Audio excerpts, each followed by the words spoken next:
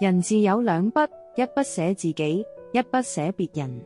捨好自己係修行，讓別人捨好自己係涵養。兩不撐住，先有一撇照顧內心，再有一衲扶持他人，志就站穩，路就走直。做人做事，內聚能量，發好自己盞光，再黑嘅夜，照清路就夠。千祈唔好為咗顯眼，去吹熄別人盞燈。唔係所有嘅魚都住喺同一片海。世界咁大，水溫、潮汐、鹹淡都唔同，生靈各有活法。眼睛所見只係冰山一角，未見過唔代表冇，未經歷唔等於唔痛。好多時第一眼就下判斷，只會得到偏差嘅結論。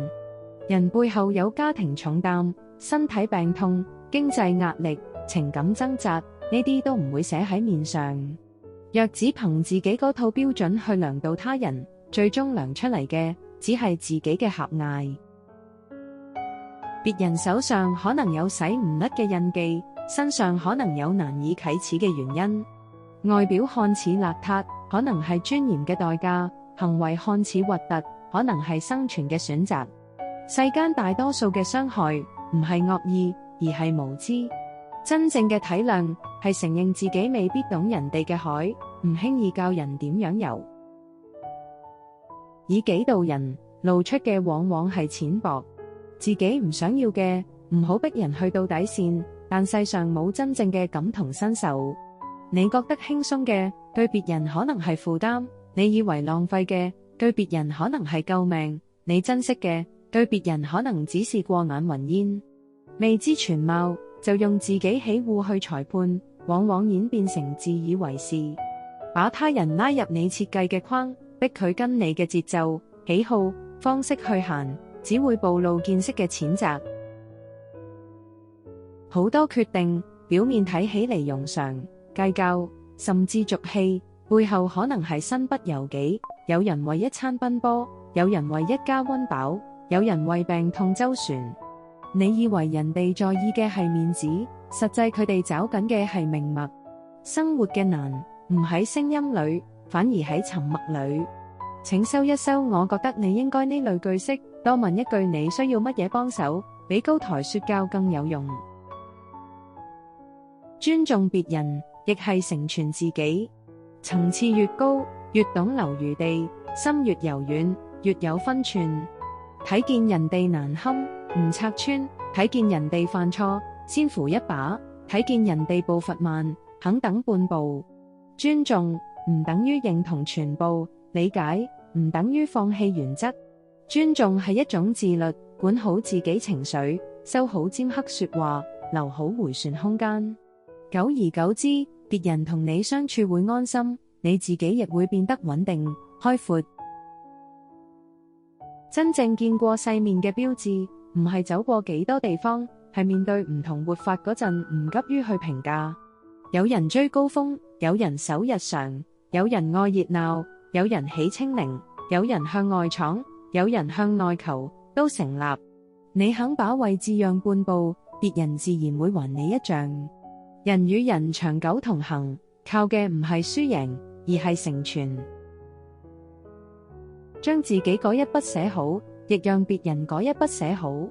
收自己，少比較，多努力，少抱怨，多行動，少攻擊，多建設。日常點滴，先做好幾件小事。說話前過腦，承諾要兌現，情緒要治理，邊界要清晰。自己穩，光就穩。成人之美，出手前停3秒，先問自己呢句嘢會唔會傷咗別人？關心而不干預，幫忙而不越界，提醒而不羞辱。俾人面子係教養，懂得退步係分寸，能夠補飛係格局。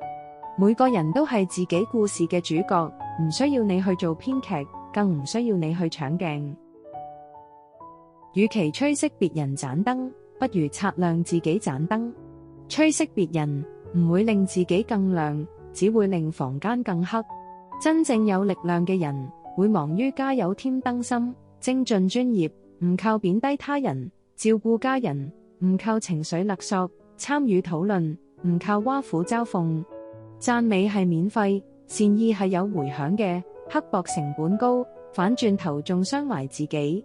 將時間花喺提升能力、優化心態、打磨品格，比任何鬥狠更有效。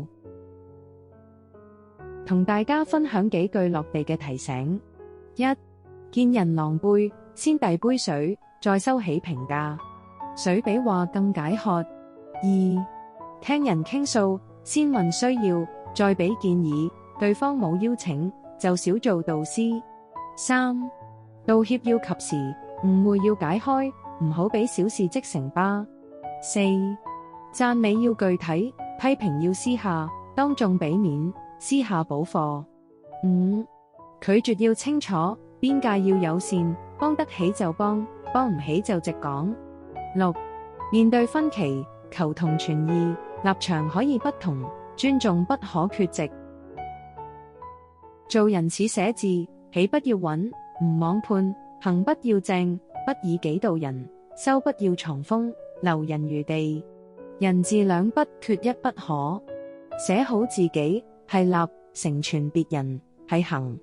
守住自己盞燈，照亮身邊一小節路，已經好了不起。願你對人全歡，對己全敬，睇得多而唔輕視，懂得心而唔苛刻，發好自己嘅光，唔吹熄別人嘅燈。咁樣，人生先會慢慢圓滿，彼此都先可以互相扶持。如果你喜歡呢段視頻，記得俾個 like， 訂閱我哋嘅頻道，仲有撳埋隔離嗰個小鐘仔，你就唔會錯過我哋之後更多精彩分享啦。多謝支持。